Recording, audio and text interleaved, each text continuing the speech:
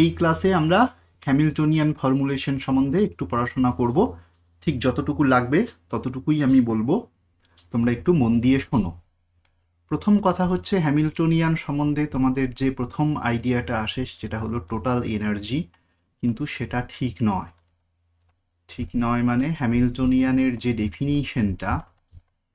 ডেফিনিশনটা is not T plus V, এটা কিন্তু নয়। তাহলে হ্যামিল্টনিয়ানের অ্যাকচুয়াল ডেফিনিশনটা কি? অ্যাকচুয়াল ডেফিনিশনটা হচ্ছে একটা যে মোমেন্টাম, কি মোমেন্টাম স্যার? Generalise momentum. একটা সিস্টেমের যতগুলো জেনারেলাইজ মোমেন্টাম আছে তার সঙ্গে তার কোঅর্ডিনেট, যতগুলো কোঅর্ডিনেট আছে একটা একটা করে, তো তুমি এখানে একটা ইন্ডেক্স বসাতে পারো একের বেশি থাকলে। তাহলে পিআই কিউআই মাইনাস ল্যাগ্রাঞ্জিয়ান, এইটা কিন্তু ডেফিনেশন। হ্যাঁ, এইটা in general it turns out to be the total energy, but not for every system. In general, কোন সিস্টেমের জন্য? For conservative system. কনজারভেটিভ মানে যেখানে টোটাল এনার্জিটা কনজার্ভড, কনজারভেটিভ সিস্টেমের জন্য this is the total energy.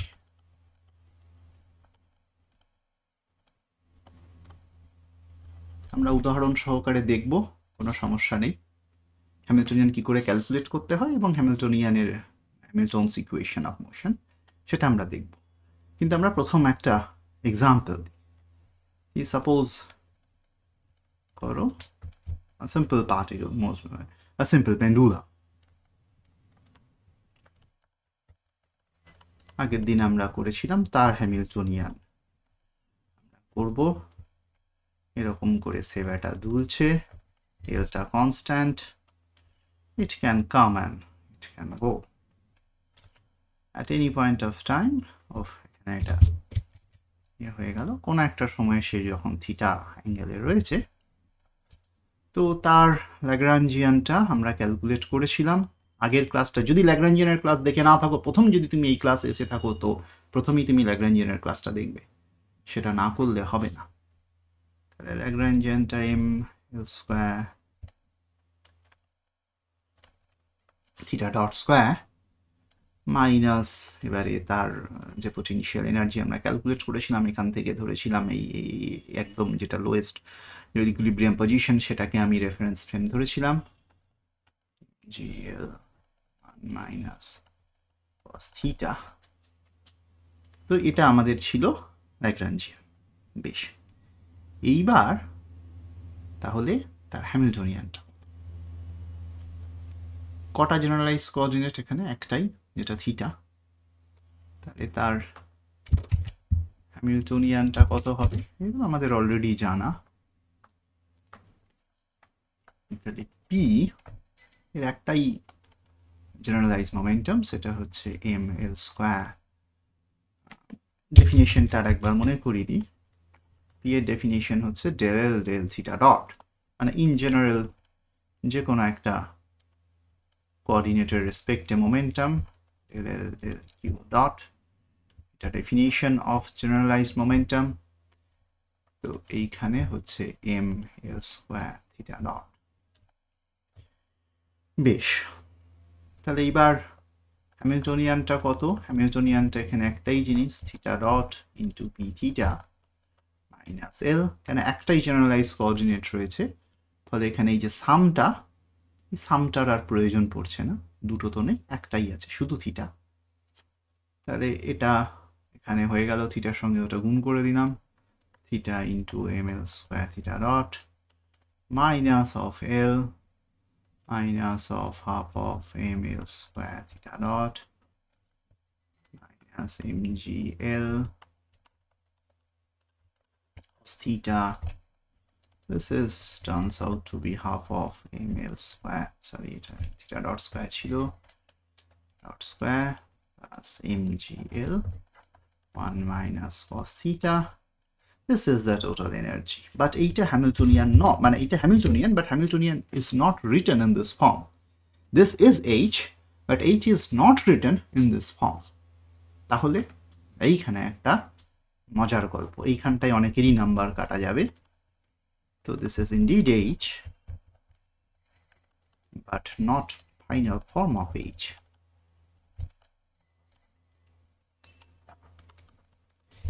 এইচটা যখন আমি ডিফাইন করি তখন দেখবে এইচটা কার ফাংশন হিসেবে লেখা হয়। এইচটা কিন্তু থিটা মানে কিউ ডট, এই অঙ্কটার জন্য থিটা ডট তার ফাংশন হিসেবে নয়, এইচটা লেখা হয় মোমেন্টাম এবং কোঅর্ডিনেটের function, as a function of momentum and coordinate. ওইটাতে থিটা ছিল, আমার এখানে একটা জেনারেল বক্তব্য অনুযায়ী লিখবো সে পি কিউ অ্যান্ড কিউ মোমেন্টামটার এবং কোঅর্ডিনেটটার ফাংশন হিসেবে তোমাকে লিখতে হবে। ভেলোসিটিটা এইচ এর মধ্যে থাকা যাবে না। তাহলে এইচ যদি যখন তুমি ক্যালকুলেট করবে, যখন ফাইনাল লিখবে, এই অপশনটাও যদি থাকে আর তার সঙ্গে যদি এই অপশনটাও থাকে, তুমি কি জানো, তুমি মোমেন্টামটার ক্যালকুলেট করেছিলে M L square theta dot is the momentum.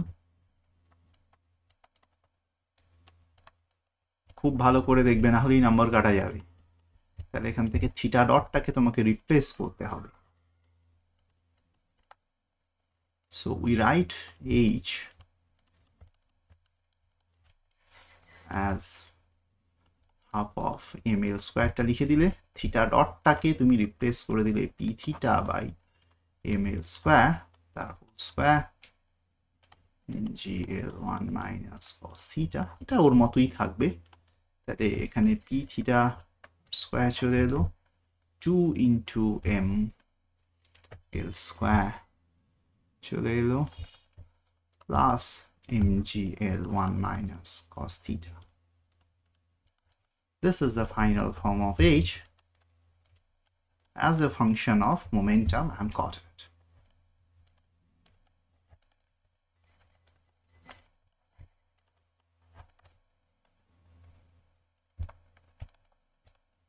Momentum and coordinate.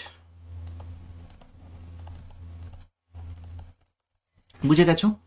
তাহলে এই তোমার কাছে যদি এইচ এর অপশনটা এটাও দেয়া থাকে আর এটাও দেয়া থাকে, তাহলে কিন্তু এইটা নয়, একদমই নয়। এটা লিখলেই নাম্বার কাটা যাবে। এই অপশনটা দাগিয়ে তারপর কাঁচাই করবে না স্যার আমি তো কোথায় ভুল করেছি। ভুল তুমি করোনি, কিন্তু তুমি ইনকমপ্লিট। এই H is always written as a function of momentum and coordinate. কখনো ভেলোসিটিটা ওখানে থাকবে না।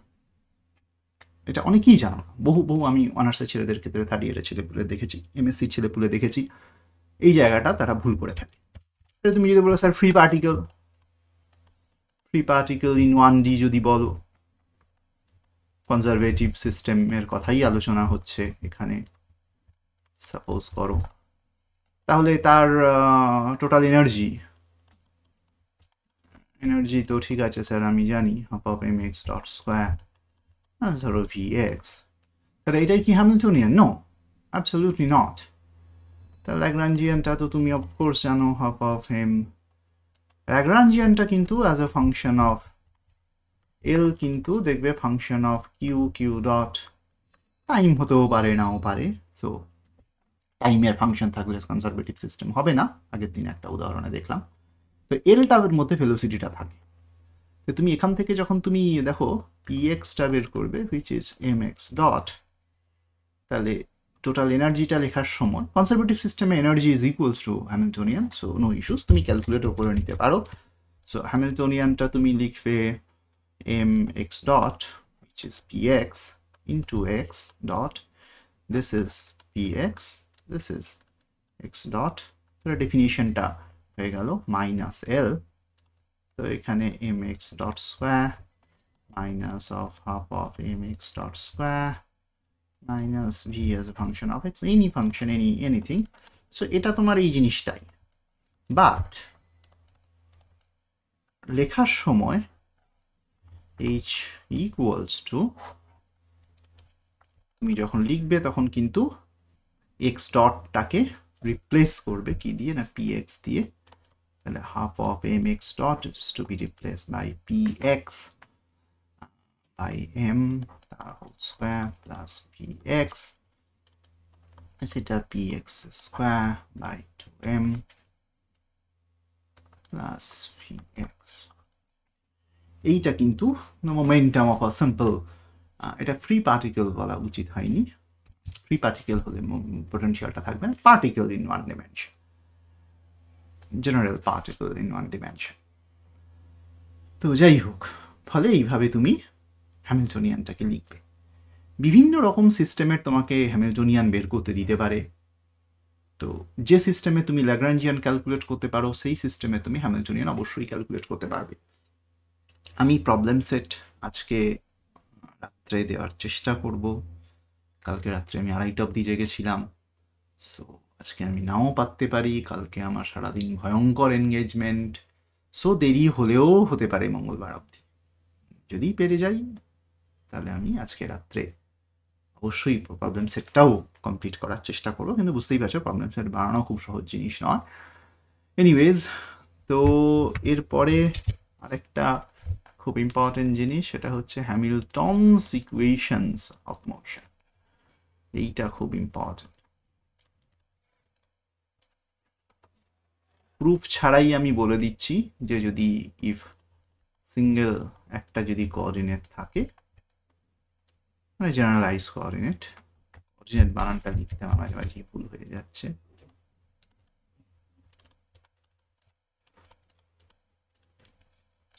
সিঙ্গেল কোঅর্ডিনেট থাকে তাহলে del H del P is q dot, del h del q is minus p dot। q dot মানে কিছু না, q dot মানে del q del t, আর del q বলাটা ঠিক হয় না actually, dd dp dt with a minus sign, q dot মানেই তাই। তো এটা ব্র্যাকেটে লিখে তুমি হয়তো ছড়িয়ে দেবে। তো এনিওয়েজ, তো এই দুটোকে আমি আর লিখছি না তোমাদের বোঝার সুবিধার জন্য, যে এটার মানেই হ্যামিল্টনস ইকুয়েশন অফ মোশন। এবারে মাল্টিপল কোঅর্ডিনেটস যদি থাকে তাহলে প্রত্যেকটা ফর ইচ কোঅর্ডিনেট তার corresponding momentum del h del pq is q dot q, এবারে 1 2 3 4 যা খুশি, মানে যতগুলো পসিবল, তার করেসপন্ডিং মোমেন্টামটা হতে পারে। তো এইভাবে তুমি হ্যামিল্টনস ইকুয়েশন অফ মোশন তোমাকে জিজ্ঞেস করতে পারে যে এটা কি জিনিস, তুমি বলে ফেলবে যে এটা এই জিনিস। তোমাকে একটা হ্যামিল্টনিয়ান দিয়ে দিতে পারে, দিয়ে বলতে পারে হ্যামিল্টনস ইকুয়েশন অফ মোশন বের করো, ধরো এইটা তোমাকে দিয়ে বললো given this Hamiltonian calculate the Hamiltonian equation, Hamilton's equation of motion. তো যাই হোক, ওটা আমি পরের পাতাতেই করে দিচ্ছি। এরকম ছোট ছোট প্রশ্ন পড়বে, শক্ত প্রশ্ন পড়বে না। given this, এগুলো কিন্তু ফার্স্ট অর্ডার ইকুয়েশন, বুঝতেই পারছো, সেকেন্ড অর্ডার ইকুয়েশন নয়। এটা একটা বড় সুবিধা যদি তোমাকে জিজ্ঞেস করে যে তোমার মানে হ্যামিল্টনস ফর্মুলেশনের সুবিধা কি, তো একটা সুবিধা অবশ্যই যে এটা ফার্স্ট অর্ডার ইকুয়েশন, আরো অনেক সুবিধা আছে।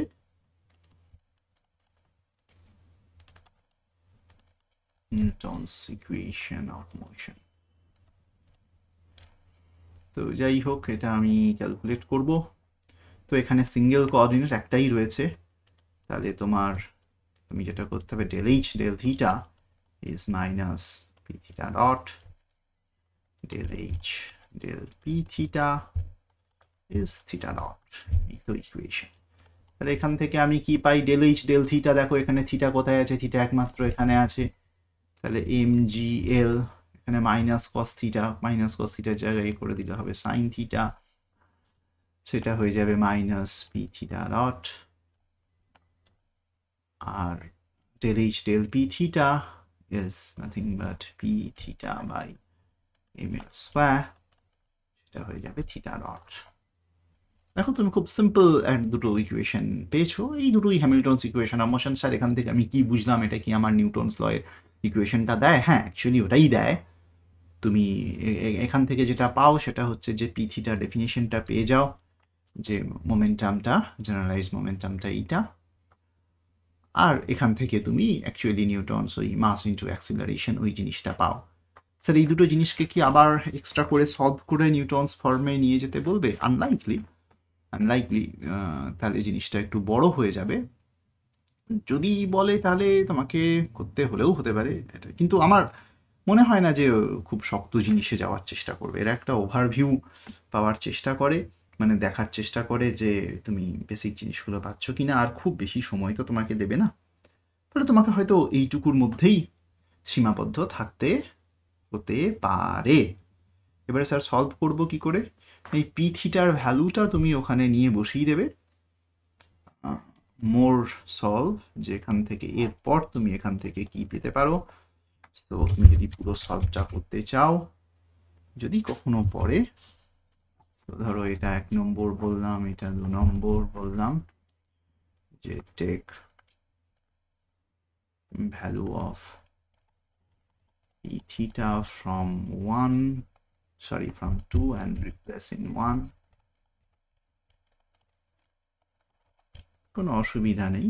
তাহলে mgl sin theta equals to minus of p theta is ml square theta dot dt of ml square theta dot, এবং তারপরে দেখবে এটা খুব সুন্দর, এটা ml স্কোয়ারটা তো তুমি বুঝতেই পারছো কনস্ট্যান্ট, তাহলে ml square theta double dot। Hence আমার মুন্ডুটা এখানে তোমাকে ডিস্টার্ব করবে, তাহলে এটাকে আমি পরের পাতায় নিয়ে যাচ্ছি। হেন্স আমার পরিচিত ইকুয়েশনে চলে এলো, ml square theta double dot plus mgl sin theta is equals to 0. This is the equation of motion of simple pendulum.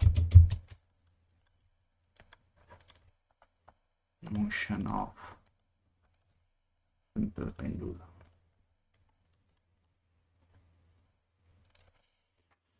তুমি যদি ফার্স্ট এই ভিডিওটা প্রথম দেখে থাকো, তো তুমি বাকি ক্লাস প্লাস সব কিছু ঠিকঠাক আপডেট পাওয়ার জন্য হোয়াটসঅ্যাপ করবে, কল করবে না। কল করলেই ব্লক করে দেবো, আননোন নাম্বার আমি আর ধরতে পারছি না, অসংখ্য লোকে ফোন করছে। সো হোয়াটসঅ্যাপ করতে পারো। এই যে এইগুলো যে লিখছি, এর ভিডিওগুলো, মানে এর নোটসটা, দিস বোর্ড ওয়ার্ক, এটা is available as PDF in the video description.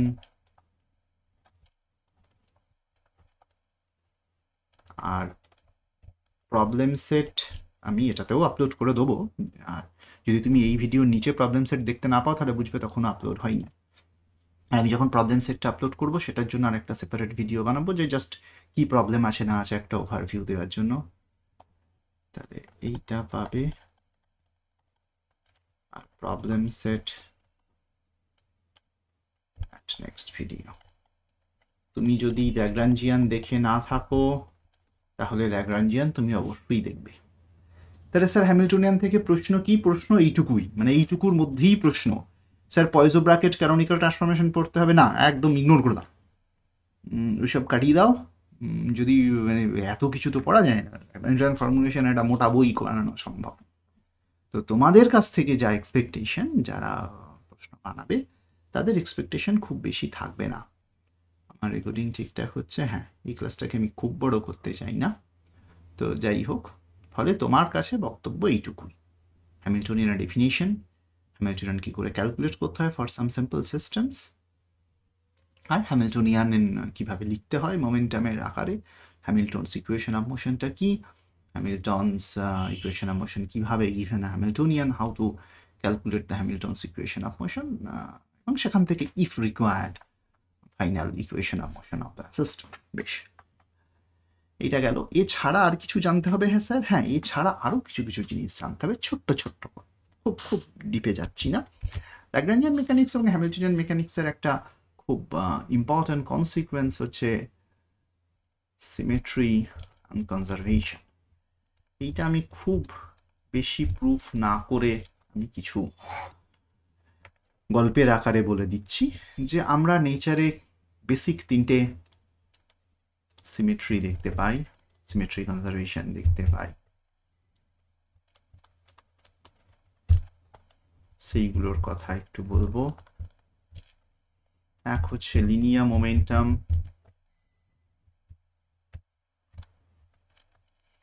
দুই হচ্ছে অ্যাঙ্গুলার মোমেন্টাম,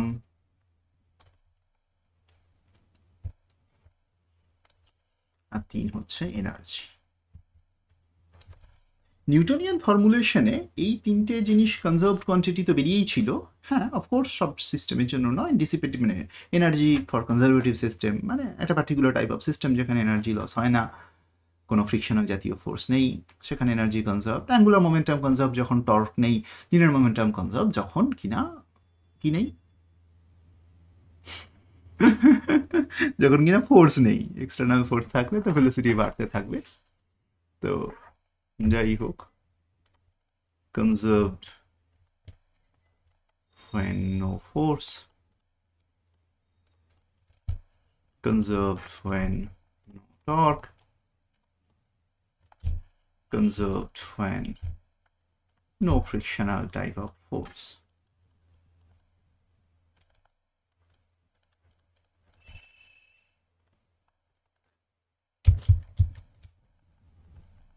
নিশ্চয়।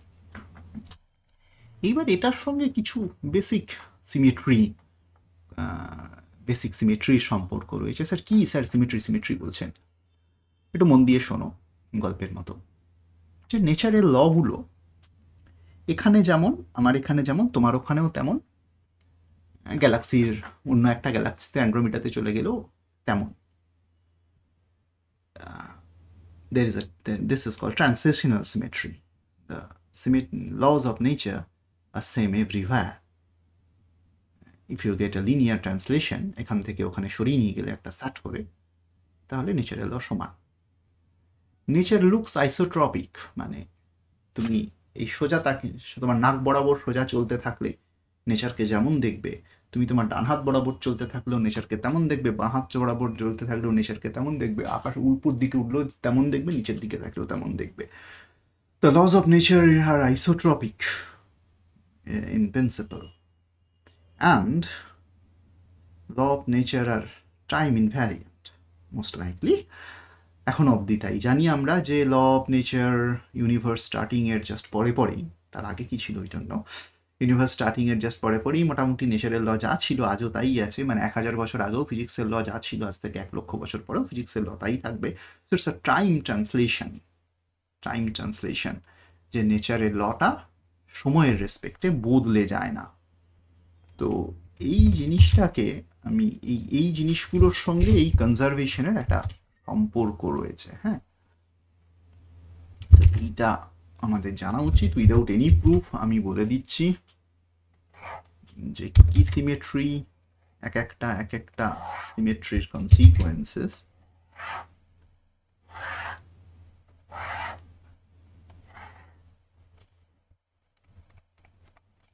এগুলো সবই প্রুফ করা যায়,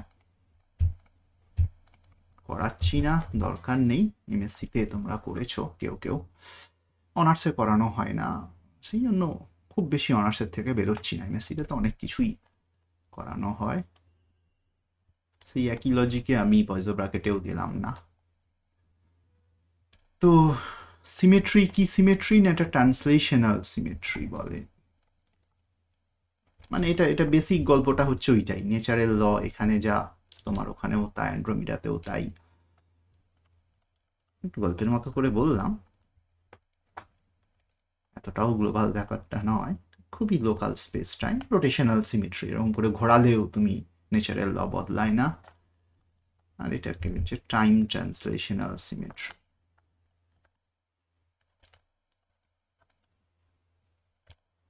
এই জিনিসটা তোমাকে কখনো জিজ্ঞেস করতে পারে, অ্যাজ এ থিওরিটিক্যাল কোয়েশ্চেন তোমাকে হয়তো জিজ্ঞেস করতে পারে। মেন গল্পটা ওইটাই, সময়ের সঙ্গে সঙ্গে নেচারের ল বদলায় না, নেচারাল ল তুমি একটু মুন্ডুটা ঘুরিয়ে দিলে নেচারাল ল বদলায় না, তুমি খানিক দূর আগিয়ে গেলে বা পিছিয়ে গেলে নেচারাল ল বদলায় না। বেশ, ফাইনাল গল্প, ফেজ স্পেস। কাকে বলে ফেজ স্পেস? প্র্যাকটিস সেট করবে, সেটা যদি না করো তোমার কিচ্ছু হবে না, পরীক্ষায় এক ফোঁটা কিচ্ছু করতে পারবে না। বেশ, ফেজ স্পেস মানে এমন একটা স্পেস যেটাকে এধারে কোঅর্ডিনেট এবং এধারে মোমেন্টাম এইভাবে তোমার থাকে। একটা ওয়ান ডিমেনশনাল সিস্টেমের জন্য ফেজ স্পেস ইজ 2D। তাহলে ফেজ স্পেস কি জিনিস? It's a space coordinate and momentum, খুব বাজেভাবে লিখছি, described মানে প্লট করা হয়।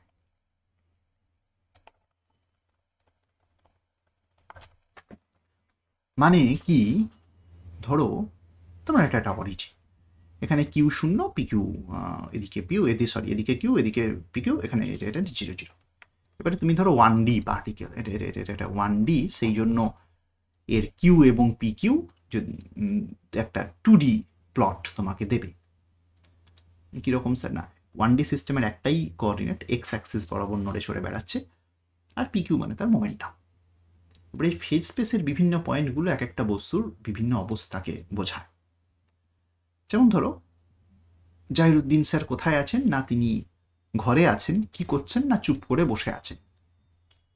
তাহলে এটা হচ্ছে বাড়ি, স্যারের বাড়ি এখানে, আর স্যার চুপ করে বসে আছেন মানে স্থির আছেন। জাহিরুদ্দিন স্যার বাড়িতেই আছেন মানে বাড়ির এখানে একটু নাড়াচাড়া করে বেড়াচ্ছেন। বাড়িতে নাড়াচাড়া করে বেড়াচ্ছেন, সেটা কীরকম স্যার?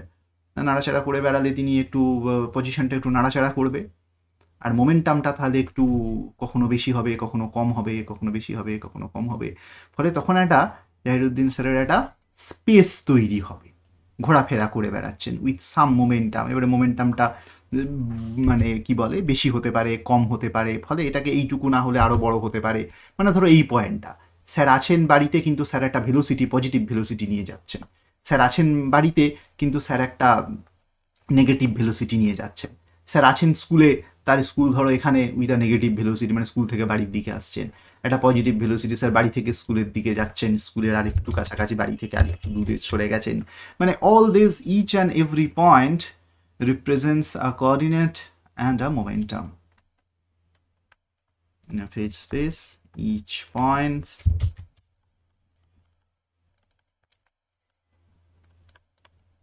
represents a position, মানে as if ওই xy কোঅর্ডিনেটের মতো। পজিশন কত, মোমেন্টাম কত, পজিশন কত, মোমেন্টাম কত।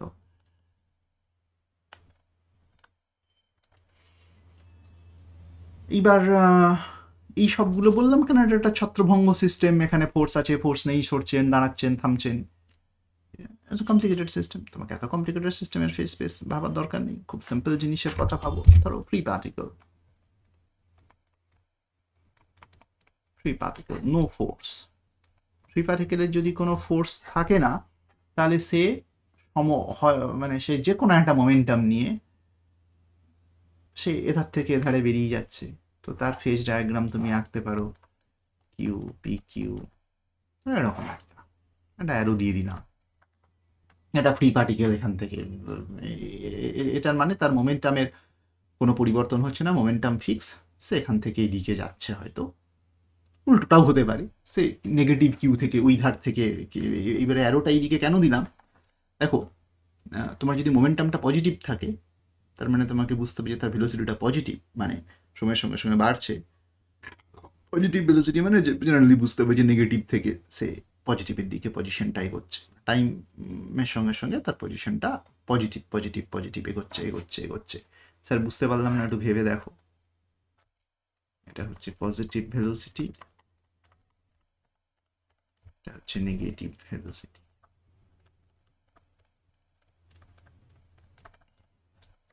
তো তোমাকে একটা free particle with no force, এরকম free particle in a room, free particle in closed room,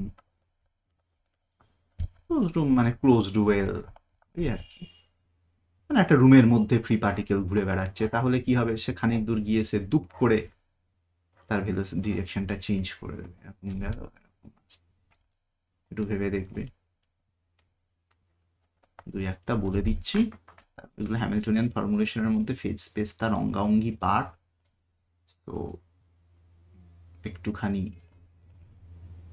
একটুখানি জাস্ট না জানলে বড্ড এটা লজ্জার বিষয়। তো হারমোনিক অসিলেটরের ফেজ স্পেস এগুলো একটু ভাবতে হবে তোমাকে, এখনই আমি বুঝিয়ে দিতে পুরোটা পারবো না। হারমোনিক অসিলেটর এঁকে দিচ্ছি,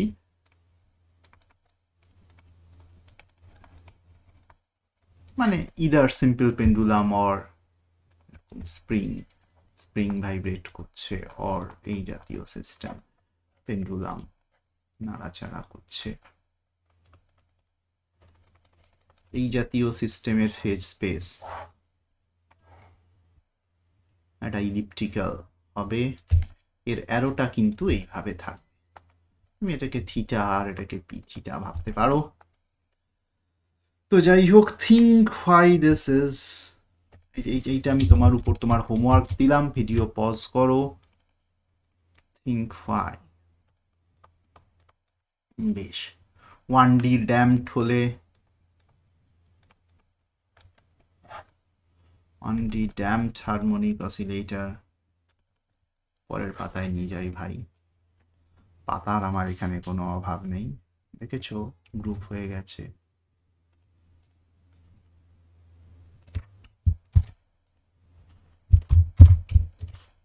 এটা কেটে গেল নাকি রে তিনটা, হ্যাঁ,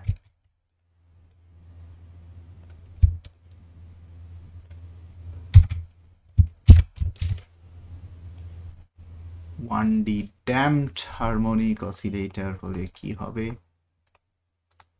ড্যাম্প মানে আস্তে আস্তে আস্তে আস্তে যার এনার্জিটা কমে যাচ্ছে তার মোমেন্টামটাও কমবে আস্তে আস্তে, একটা স্পাইরালের মতো হয়ে, হ্যাঁ দেখেছো অটো কারেক্টের মতো হয়ে গেল ব্যাপারটা, আস্তে আস্তে আস্তে আস্তে তার মোমেন্টামটা কমতে থাকবে, আর ওটা এইরকম বেশি অটো কারেক্ট হয়ে যাচ্ছে। তো এটা হচ্ছে 1D ড্যাম্পড হারমোনিক অসিলেটরের ফেজ স্পেস। এই কটা জানলেই হবে, এটা পার্টিকেল ড্রপ খেয়ে গেলে নিচে কি হবে সেটা একটু ভাবতে পারো, জিজ্ঞেস করতে পারে, অসম্ভব নয়। যাই হোক, আপাতত হারমোনিক মানে এই হ্যামিল্টনিয়ান ফর্মুলেশনে এইটুকুই, কয়েকটা সিস্টেমের খুব লোকাল কমন কিছু সিস্টেমের ফেজ স্পেস, আর ফেজ স্পেসের ডেফিনিশন কি ইন জেনারেল, এর বেশি আমি লিউভিলস থিওরেম এসবে আমি যাচ্ছি না, দরকার নেই, ক্যানোনিক্যাল ট্রান্সফরমেশনে যেহেতু গেলাম না, বাট ফেজ স্পেসের এলিমেন্টারি আইডিয়া, সিমেট্রি অ্যান্ড কনজারভেশনের এলিমেন্টারি আইডিয়া, আর বাকি তো হ্যামিল্টনিয়ানের definition, Hamilton's equation of motion, and how to work with Hamilton's equation of motion, এই অবধি মোটামুটি ডান, বুঝলে। এর একটু খুব ছোট ছোট কোয়েশ্চেন থাকবে, আমি একটা প্রবলেম সেট দিয়ে দেবো, একটু চট করে দেবে, পারলে আমি আজকেই দিচ্ছি, যেভাবেই হোক চেষ্টা করছি। তো ঠিক আছে, কালকে কি করবেন স্যার? কালকে স্যার বিয়ে বাড়ি খেতে যাবেন, কালকে স্যার কলেজ যাবেন, কালকে স্যার কিছু করবেন না, তোমাদেরকে তাগাদা দেবেন। পরশু দিন স্যার অতি অবশ্যই একবার না একবার সন্ধ্যাবেলায় বসার চেষ্টা করবেন, করে তিনি ভেক্টর অ্যানালিসিস একটুখানি করাবেন। নেক্সট ক্লাস ভেক্টর, তো নেক্সট ক্লাস মানে প্রথম ক্লাসটা তো অফকোর্স আমি তো প্রবলেম সেট, হ্যামিল্টনিয়ান সেট, তারপর ভেক্টর, ওকে চলো আজকের মতো এটুকুই, গুড নাইট, না তোমাদের গুড নাইট নয়, আমারও গুড নাইট নয়, but okay formality, good night.